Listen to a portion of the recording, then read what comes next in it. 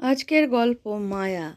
গল্পটি ভালো লাগলে অবশ্যই আমার চ্যানেলটি সাবস্ক্রাইব করে বেল আইকনটি অন করে দেবেন, যাতে আমার দেওয়া সমস্ত গল্প খুব তাড়াতাড়ি আপনাদের কাছে পৌঁছে যেতে পারে।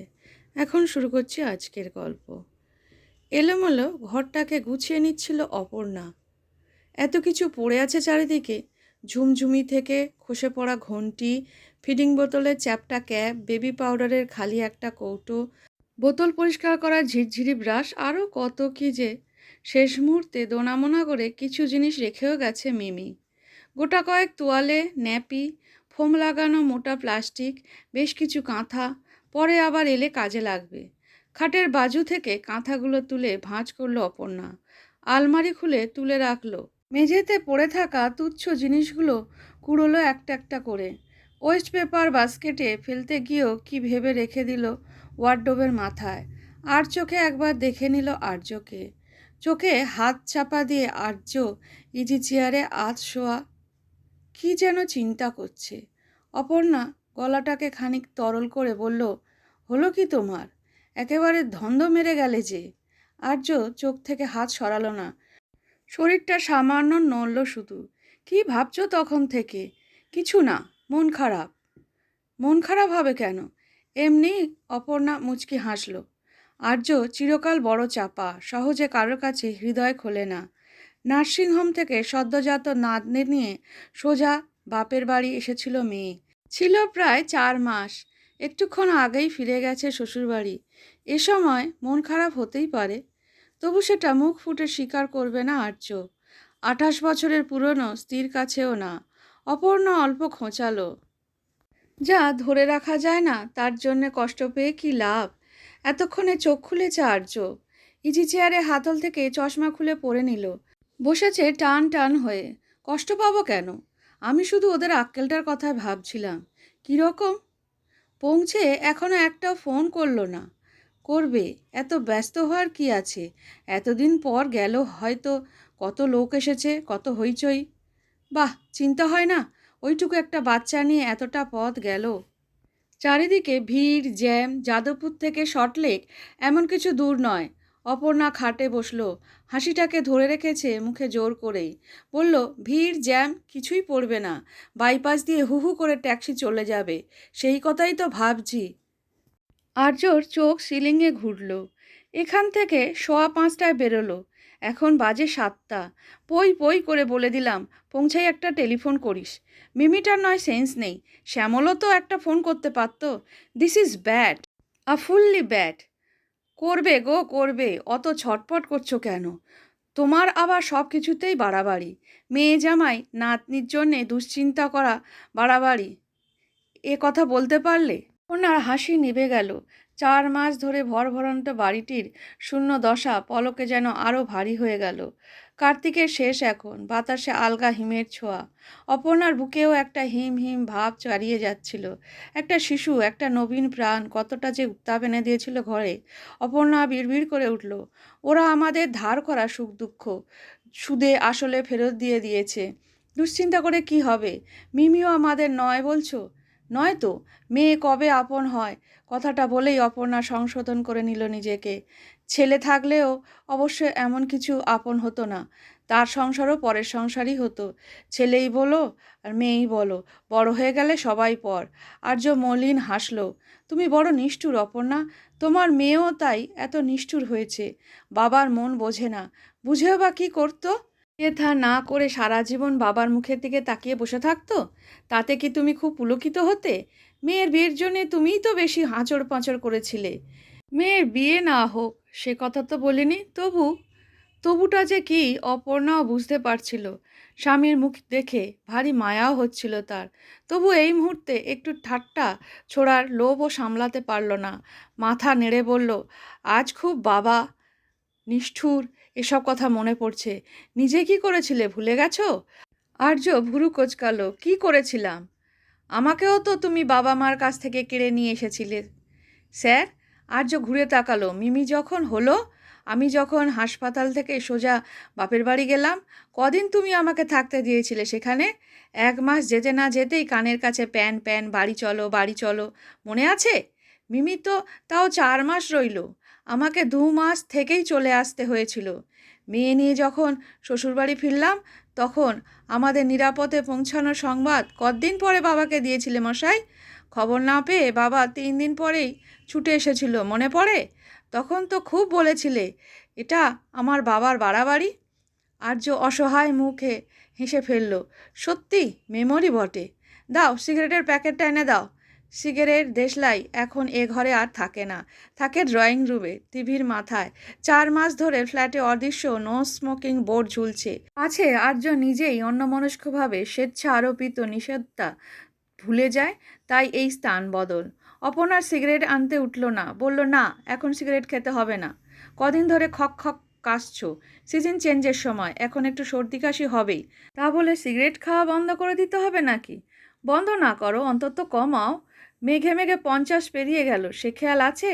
সবই খেয়াল আছে ভাই। কথায় কথায় আর্য অনেকটা দমে ফিরেছে। হাসি মুখে বলল, বাড়িতে এখন দিন রাতে কটা সিগারেট খাই? সে কি স্বাস্থ্যের কথা ভেবে, না আমার কথা শুনে? অপর্ণাও হাসছে ফিক ফিক। ফুটফুটটি খুব জব্দ করেছে দাদুকে। নেশা চাপলেই দাদু প্যাকেট দেশলাই নিয়ে হুড়মুড়িয়ে ছুটেছে ব্যালকনিতে, নয়তো বাথরুমে ঢুকে ফুক ফুক। সে তো তোমার নেশাও ছুটিয়ে দিয়েছিল, আমার আবার কিসের নেশা? অপর্ণা চোখ ছোট করলো। টিভি বোকা বাক্স, সকাল সন্ধ্যে সিরিয়াল গেলা নেই, সিনেমা দেখা নেই, আন্তঃসারি নেই। নাতনিটি একবার কান ধরে বসিয়ে রেখেছিল সামনে। আর তুমি তুমি কি করতে? এমনি তো রাত 11টার মধ্যে বাবুর বিছনা চাই। নাতনি পেয়ে ঘুম ফুম সব ভ্যানিশ। মাঝরাত অবধি রায়চৌধুরী সাহেব নাতনির হাত পা ছড়া দেখছেন। নাতনি আউ আউ শব্দ করছে মুখে, তাই বেহাগ মালকোষ ভেবে শুনে যাচ্ছেন মুগ্ধ হয়ে। সে কি আমি একা শুনতাম? আর্যর হাসিতে একটা ছায়া পড়ল। মেয়েটার চিৎকার এখনও কানে বাজছে। কি অদ্ভুত একটা উল্লাসধ্বনি বার করত মুখ দিয়ে, তাই না? আর ওই ভুবন ভোলানো হাসি। দিব্যি কেমন চোখে চোখ রেখে খিলখিল হাসত। শুধু জেগে কেন, ঘুমিয়ে হাসত না? মাঝে মাঝেই ছোট্ট ছোট্ট ঠোঁট ফুলিয়ে ফুঁপিয়ে উঠেছে। কেমন 3 মাসের মাথায় উপুড় হতে শিখে গেল বলো? মিনিও অত তাড়াতাড়ি উল্টোয়নি, দেখে নিও এ মেয়ে হামাও টানবে তাড়াতাড়ি। বড়জোর আর 2 মাস। ঝনঝন করে ফোন বাজছে ড্রয়িং রুমে। কেঁপে গেল স্বামী স্ত্রী, ছিঁড়ে গেল কথার মায়াজাল। হনহনিয়ে ড্রয়িং রুমে চলে এলো আর্য। উচ্ছ্বসিত মুখে রিসিভার তুলে মিইয়ে গেছে। নিতান্তই কেজো ফোন একটা, অফিস কলিকের। দরকারি কথা শেষ করে সোফায় বসে সিগারেট ধরালো আর্য। সেন্টার টেবিলে পা তুলে দিল। অনেকদিন পর মুক্তভাবে সিগারেট খেতে পারছে ফ্ল্যাটে, তবু যেন ঠিক তৃপ্তি হচ্ছে না। কেমন বিস্বাদ লাগছে ধোঁয়াটা। একটা ছোট্ট শিশু থাকা আর না থাকাতে এত তফাৎ। এতক্ষণ টেলিফোনের সামনে স্থির দাঁড়িয়েছিল অপর্ণা, এবার রান্নাঘরের দিকে যাচ্ছে। দরজায় দাঁড়ালো, উদাস গলায় বলল, চা খাবে? করো। সঙ্গে টোস্ট ফোস্ট দেব? না, তাড়াতাড়ি খেয়ে নেব। বলেই একটু গলা ওঠালো আর্য। তুমি ঠিকই বলেছ, ওসব মায়াটায়া কোনো কাজের কথা নয়। All vague things. হাতে অনেক কাজ জমেছে, এবার শেষ করে ফেলতে হবে। কালই রাজমিস্ত্রির সঙ্গে কথা বলছি, তাড়াতাড়ি চুনকাম করে দিয়ে যাক। আর তুমি ফার্নিচারগুলো পালিশ করার কথা বলেছিলে, সেগুলো এই শীতেই। অপর্ণা স্বামীকে দেখছিল, নিচু গলায় বলল, আমি একটা অন্য কথা ভাবছিলাম। কি? চলো না দুজনে কোথাও একটু বেরিয়ে আসি, অন্তত দিন 7 জন্যে। চলো। কোথায় যাবে? দীঘা, পুরী, গোপালপুর? বলেই উঠে টিভিটা চালিয়ে দিল আর্য। ঘুরিয়ে ঘুরিয়ে একটা খেলার চ্যানেল বার করলো। 22টা সাহেব লাথি মারছে ফুটবলে। এক দৃষ্টে দেখছে আর্য শূন্য চোখে। রান্নাঘরে গ্যাসে জল চড়িয়েছে অপর্ণা। 2টো কাপ মেপে মেপে দুধ দিল, চিনি দিল, শূন্য চোখে। 9:30টার মধ্যে আজ রাত্রের খাওয়া শেষ। এখনো পর্যন্ত ফোনটা এলো না। গুনে গুনে 2টো রুটি খুঁজছে আর্য। অপর্ণাও তথৈবচ। 4 মাস ধরে ঘরের প্রতিটি বাইকোনায় ছড়িয়েছিল শিশুটা। বড় বেশি ঘ্রাণ রয়ে গেছে তার, তীব্র মায়াময়। রান্নাঘরের বাসনকোসন গুছিয়ে ড্রয়িং রুমে এসে অবাক হলো অপর্ণা। আর্য নেই। এত তাড়াতাড়ি শুয়ে পড়লো নাকি মানুষটা? শোয়ার ঘরের দরজায় এসে বিস্ময় আরও বেড়ে গেল। আলমারি থেকে পুরনো অ্যালবাম বার করেছে আর্য। উল্টোচ্ছে পাতা, ধীরে, অতি ধীরে। কি দেখছো? মিমির ছবি? হঠাৎ মিমির ছবি দেখতে বসলে? দেখছি। আর্য ছোট্ট শ্বাস ফেলল। দেখছি সময় কি তাড়াতাড়ি চলে যায়। এই তো সেদিন জন্মালো। দেখো দেখো কেমন গামলায় চান করছে। উত্তরের জানলা দুটো বন্ধ করে সামনে এসে দাঁড়ালো অপর্ণা। দেখল ছবিটাকে। 3 মাসের মিমিকে স্নান করাচ্ছে মাসি। ড্যাব ড্যাব করে তাকিয়ে আছে মিমি। খালি গা, গোল গাল, নাদুস নুদুস চেহারা, মাথায় পাতলা পাতলা কয়েক গাছি চুল। আর্য পাটা উল্টোলো। এই ছবিটা দেখো, অন্নপ্রাশনের। অপর্ণা আনমনে বলে ফেলল, বড়দা খাওয়াচ্ছে। তখন খুব ঘুম পেয়েছিল মিমির, খুব কাঁদছিল সেদিন। চোখ দেখছ মেয়ের? তখনই কেমন টেরিয়ে তাকাতো। ফুটফুটটির চোখ আরও ঘোরে। মিমিকে এক হাতে কিনে আরেক হাতে বেচে দেবে। আর নাতনির কথা নয়। আর্য আলগা ধমক দিল, ছবি দেখছো? ছবি দেখো, যা আমাদের নয় তাই নিয়ে আর নো মোর মায়া। অপর্ণা হাসি চাপল। যাকে এখন দেখছে আর্য সেই বা কার? 2 বছরের মিমি, 5 বছরের মিমি, বাবা মার সঙ্গে কাশ্মীরে বেড়াতে যাওয়া 10 বছরের মিমি, সালোয়ার কামিজ পরা মিমি, জিন্স টি শার্ট পরা মিমি, পেঁয়াজ রঙা বেনারসি পরা মিমি, মাথায় রেশমি ওড়না, কপালে চন্দন, সিঁথি ভরা জলজলে সিঁদুর, শ্যামলের সঙ্গে কুলু মানালিতে হানিমুনে যাওয়া মিমি। এত মিমিল মিছিলে মিমিটাই বা আর্যর। কথা বলতে গিয়ে অপর্ণার গলা দুলে গেল। মিমি প্রথম শ্বশুরবাড়ি চলে যাওয়ার পর বাড়িটা এরকমই ফাঁকা হয়ে গিয়েছিল, তাই না গো? আর্য উদাস, আচমকা। সব সময় মনে হতো বাড়িটা যেন গিলে খেতে আসছে। তুমি বাবু বড্ড বেশি মেয়ে মেয়ে করতে, তার জন্যে কষ্টও পেয়েছো বেশি। কষ্ট তো সহ্য হয়ে গেল। 4 মাস পর খাটে বসে সিগারেট ধরিয়েছে আর্য। আঙুল যেন তার কাঁপছে অল্প অল্প। অপর্ণা একদম নিচু গলায় বলল, সময় সব কিছুই সহ্য করতে শিখিয়ে দেয় গো। আর্য হাসার চেষ্টা করলো। নাতনির বিরহ ভুলে যাব বলছো? এই দেখো, তুমি কিন্তু আবার নাতনির কথা তুললে। সরি, এসো পুরনো ছবিগুলো দেখি। অপর্ণা আর ছবির দিকে তাকাতে ইচ্ছা করলো না। কেমন যেন মনে হচ্ছে ছবিতে মোটেই মেয়েকে দেখছে না আর্য। মেয়ের মধ্যে দিয়ে নাতনিকেই ছুঁতে চাইছে তার স্বামী, অথবা মেয়ে নাতনি কাউকেই নয়, প্রিয়জনদের মাঝে নিজেকেই খোঁজে মানুষ। নাতনিকে দেখতে দেখতে কি মেয়েকে খুঁজতো আর্য? তবে কি মিমি আবার সেই ছোট্টটি হয়ে ফিরে এসেছিল? অপর্ণার মনেও মাঝে মাঝে এইরকম এক ধন্দ জাগত বটে। পাশেই হাস্যমুখী গিন্নিবান্নি মেয়েকে সশরীরে দেখে ভেঙেও যেত বিভ্রম। আর্যর বিভ্রান্তিটাও বুঝি কাটাতে চাইল অপর্ণা, অথবা পরখ করতে চাইল আর্যকে। বেশ জোরেই বলে উঠল, মিমির মেয়ে দেখতে দেখতে এরকম বড় হয়ে যাবে। ঝপ করে অ্যালবামটা বন্ধ করলো আর্য। শব্দ করে আলমারি খুলে রেখে দিল সব কটা অ্যালবাম। পাঞ্জাবি খুলে খাটের বাজুতে রাখলো।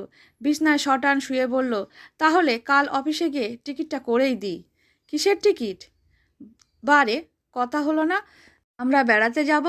পুরী ফুরি না, আরও দূরে কোথাও যাব, ধরো কন্যাকুমারিকা। সে তো লম্বা ট্যুর হয়ে যাবে। হবে, অফিসে আমার অনেক ছুটি পাওনা আছে। কতদিন আমরা দুজনে একসঙ্গে ঘুরিনি বলো তো? লাস্ট বোধ হয় সেই হানিমুন। আরেকবারও গিয়েছিলাম স্যার, আমাদের বিয়ের 1 যুগ সেলিব্রেট করতে দীঘা। মিমি তখন সামারে মামার বাড়ি গিয়েছিল। আর্য হাসল। তখন তো পিছু টানছিল, এবার একেবারে খোলা হাত পায়ে যাব।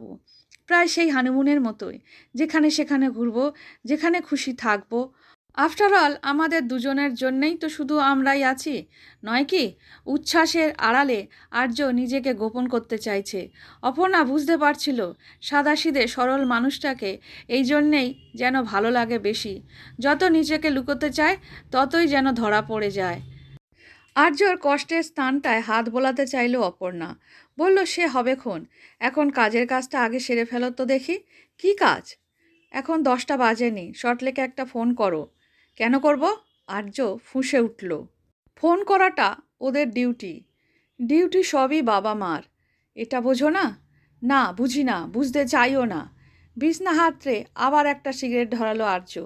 জোরে জোরে টানছে, কাশছে ঘং ঘং। হাতে থেকে সিগারেটটা কেড়ে নিয়ে অ্যাশট্রেতে গুজে দিল অপর্ণা। চোখ পাকিয়ে বলল, বোঝো না বলেই তো এত ছটফট করছো। ঠিক আছে, আমিই ফোন করছি। নো, নেভার, তুমিও করবে না। I warn you. ওদের কথা আর একটাও নয়। আর্য চিৎকারটাকে হাহাকার বলে মনে হলো অপর্ণার। চোখের পাতা ভিজে এলো। মেয়ে বোঝে না, জামাই বোঝে না, কেউ কিচ্ছুটি বোঝে না। অপর্ণা মনে মনে মৃদু অভিশাপ দিল মেয়েকে। তোদের মেয়ে বড় হোক মিমি, তোরাও টের পাবি। ফোন শেষ পর্যন্ত এলো না। শুয়ে পড়েছে স্বামী স্ত্রী।